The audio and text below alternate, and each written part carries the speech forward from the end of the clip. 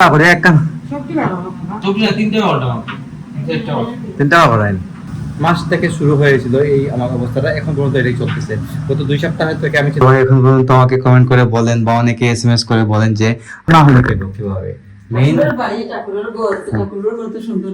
আমাদের ঠাকুরের এটা হচ্ছে আউটসাইড ঠাকুরের, আর এটা হচ্ছে ভেতরে, যদিও ভোগ লাগিয়েছেন মা। তারপর আমি একটু দেখিয়ে দিচ্ছি আপনাদেরকে আবারও বের করার জন্য। দেখিস ভাই, খেয়াল করে আনিস কিন্তু। ওকে, একটা চিকেন পেটিস। হ্যাঁ, একটু চান্স পাইলেই আমি চাইতেই পারতেছি না, আমি রেগুলার হইতেই পারতেছি না। আমি কি করবো আমি কিছু বুঝতে পারতেছি না। সকালে যদি আমি hello everyone, welcome to my new blog. কেমন আছেন সবাই? আই হোপ সবাই ভালো আছেন, আমি ভালো আছি। তো সকাল শুট নিতে পারি নাই, অনেকটা ঝামেলা ছিল, বাইরে যেতে হয়েছে। তো বাইকে নিয়ে তো বাইরে কাজ ছিল, কাজ সেরে মাত্র আসলাম। আস্তে আস্তে অলরেডি গাইস 2টা বেজে গেছে। আর এদিকে গাইস খিদায় কিন্তু পেটের ভেতর একদম কিন্তু মানে ইঁদুর দৌড়তেছে, এরকম অবস্থা হয়ে গেছে। খিদা করতো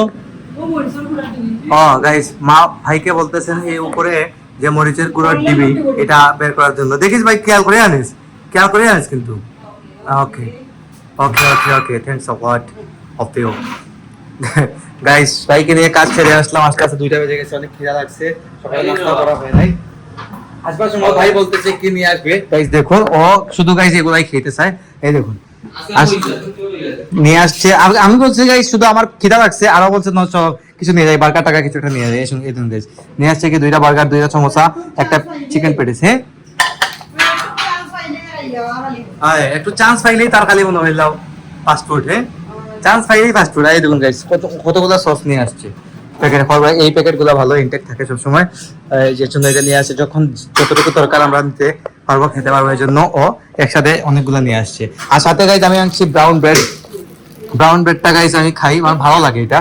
আর মেইন কথা হচ্ছে কি, আমার এক্সারসাইজ একদমই হচ্ছে না। জিমে আমি চাইতেই পারতেছি না, আমি রেগুলার হইতেই পারতেছি না। আমি কি করবো আমি কিছু বুঝতে পারতেছি না। সকালে যদি আমি 7টার সময় অ্যালার্ম দিয়ে রাখি, আমি অ্যালার্মের টাইম উঠতে পারি না। রাত্রে অবশ্য 2টা বেজে যায় ঘুমাইতে, তাই হয়তো আমি সকালে উঠতে পারি না। আর আলসিত হয়ে যায়। যদি জিমটা গ্রেপ হয়ে যায়, ওয়ার্কআউটটা গ্রেপ হয়ে যায়, তাহলে কিন্তু অনেক আলসিত হয়ে যায় শরীরে। সকালে যাইতে পারতেছি না, আমি রেগুলার হইতেই পারতেছি না। আজ মনে হয় 3 মাসের মতো হয়ে যাবে। রমজান মাস থেকে শুরু হয়েছিল এই আমার অবস্থাটা, এখন পর্যন্ত এটাই চলতেছে।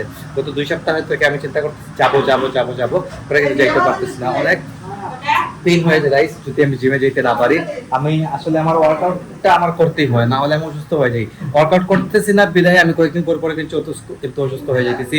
বিশেষ করে এই সপ্তাহ প্রথমে আমি অসুস্থ ছিলাম, গরমের কারণে আমার অবস্থা খারাপ হয়ে গেছিল। এর আগের সপ্তাহে জ্বর সর্দি কাশি এগুলো ছিল, মানে একটা না একটা লেগেই থাকে গাইস যদি আমি ওয়ার্কআউটে না যাই। যাই হোক, তো কিছু করার নেই, শুরু করতে হবে। যতই কষ্ট হোক না কেন, একটু তো কষ্ট হবে, স্বাভাবিক। শুরু করে দেবো বাবা কয়েকদিন মধ্যেই। আর এদিকে দেখুন, এই তুই 6 টাকা বার করে নিবে। হ্যাঁ, একটা টাকা কইলে রাখছ না, একটা টাকা কইলে তো তোরা লাগে যে খাইলে পানি হয়ে যাবো। পানি হয় দেখো 6 কিলো করে দেবো, তোমার 6 কিলো করে দাও শুনি খাই দিয়ে দেবো। সব বার করে এক কান তিনটা করাই তোমার করো গাইস। পানি তুমি খাও না, তোমার কিটা ভালো লাগে খাও। ওগো গাইস, মায়ের জন্য আনছি। আমরা সবাই সবজি তো একসাথে একা খেতে পারবো না, তো সমোসা খাইলাম। মায়ের ফেভারিট গাইস সমোসা। মা সমোসা খান সবসময়। যাই হোক, ভালো জিনিস।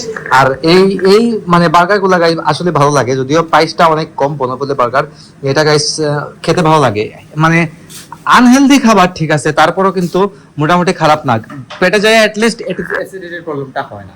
এই দেখুন স্বাক্ষর আরম্ভ করে দিয়েছে।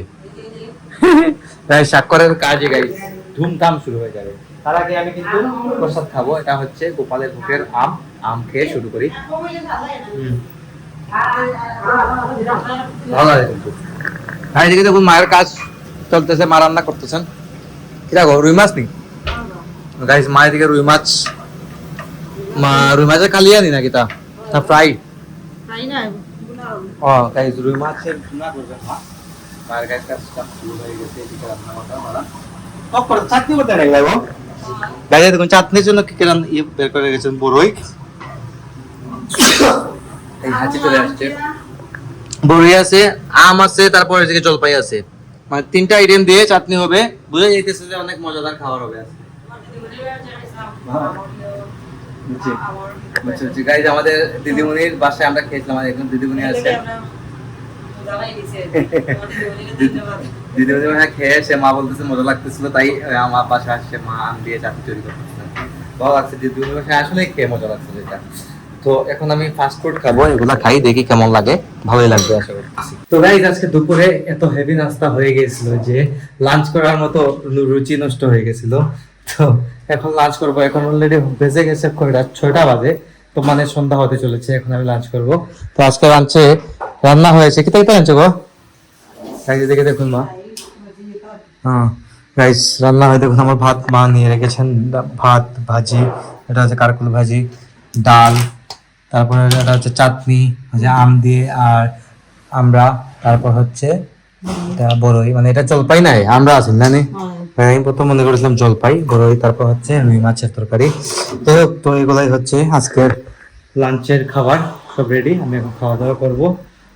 6টা বাজে গাইস, এই দেখুন পুরো 6টা বাজে চলেছি দেখুন, পুরো 6টা, আর আমি এখন লাঞ্চ করবো, কিছু করার নেই। গাইস সন্ধ্যা আরতি শেষ করে মা সন্ধ্যার ভোগ লাগিয়েছেন গোপালকে। তো সন্ধ্যার সময় আমাদের ঘরে ভোগ দেওয়া হয়, সেটা জানেন আপনারা। এই দেখুন এখন এটা লাগিয়ে দিবেন। মা গোপালকে ভোগ দিয়েছিলেন। তো আমাদের ঠাকুরঘর গাইস সত্যি অসাধারণ। সবাই কিন্তু এখন পর্যন্ত কমেন্ট করেন বা এখন পর্যন্ত বলেন আমাদের ঠাকুরঘরটা সত্যি সুন্দর। মানে হ্যাঁ গাইস, সবাই এখন পর্যন্ত আমাকে কমেন্ট করে বলেন বা অনেকে এসএমএস করে বলেন যে আমাদের ঠাকুরঘর সত্যি অসাধারণ। তো ঠাকুরঘর তো গাইস, ঠাকুরঘর তো অসাধারণ হতেই হবে। ঠাকুরের বসার জায়গা, সিংহাসনটা অসাধারণ। তো ডেফিনেটলি এটা মানে এটা হতেই হবে গাইস, এটা এটা না হলে কিভাবে মেইন।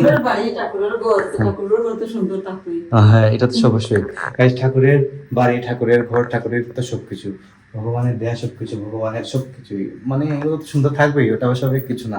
আর আমরা জাস্ট উছিলাম মাত্র, আমরা আমাদের মাধ্যমে এটা তৈরি হয়েছে, আর কিছু না। দেখো গাইস আমাদের মাধ্যমে এগুলো তৈরি হয়েছে জাস্ট। তো আপনারা দেখেছেন অনেক আগেও আমাদের ঠাকুর, এটা হচ্ছে আউটসাইড ঠাকুরঘরের, আর এটা হচ্ছে ভেতরে, যদিও ভোগ লাগিয়েছেন মা, তারপর আমি একটু দেখিয়ে দিচ্ছি আপনাদেরকে আবারও। তো আপনারা অনেকেই দেখেছেন আমাদের ঠাকুরঘর, তো আবারও দেখে নিলেন। এই দেখুন ঠাকুরকে ভোগ লাগানো হয়েছে, আমি আর দেখাবো না বেশি একটা। তো তো ঠাকুরের ঘর তো গায়ে সুন্দর হবেই, ঠাকুরের দান, ঠাকুরের সবকিছু।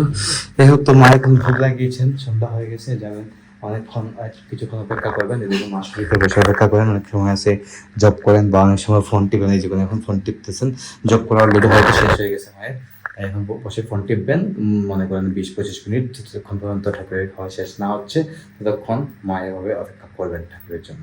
তারপর ভোগটুক ছুটানোর পর তারপর ঠাকুরকে ঘুম পাঠিয়ে দিবেন। যাই হোক, তো এই চলতেছে, বাসায় কেউ নেই, বাবা দোকানে আছেন আর ভাই বাইরে বেরিয়েছে, বাইরের তো গাইস কাজ এটা, বাইরে কোনো কাজ নেই ঘোরাফেরা ছাড়া, এই চলতেছে আর কি। যাই হোক, তো আমি এখন যাবো দোকানে, দোকানটা ক্লোজ করবো, ক্লোজ করে দেন আসবো, কথা হবে দোকান থেকে আসার পর আপনাদের সাথে। তো গাইস এখন দোকান ক্লোজ করে আসলাম, বাসায় আসতে আসতে 11:30 বেজে গেছে। তো ওইদিকে মা রাতের রান্না বাড়া কমপ্লিট করেছেন। ঠিক দেখো, ছোট মাছ না, ছোট মাছের করু রান্না হয়েছে। এটা কি তা মাছ মানে? এটা হচ্ছে চাবিলা মাছের করু রান্না করেছেন রাতের খাবারের জন্য।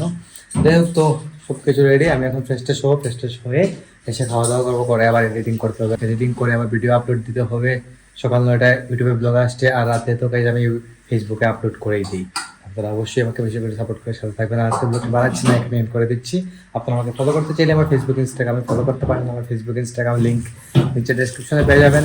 অ্যান্ড আই হোপ আজকে ভিডিওটা আপনাদের ভালো লেগেছে। ভিডিওটি ভালো লাগলে অবশ্যই লাইক করবেন, কমেন্ট করবেন, শেয়ার করবেন এবং চ্যানেল নতুন হয়ে থাকলে সাবস্ক্রাইব করে আমাকে সাপোর্ট করবেন। তো দেখা হচ্ছে নেক্সট ভিডিওতে, ততক্ষণ ভালো থাকুন, সুস্থ থাকুন। Thank you so much for watching.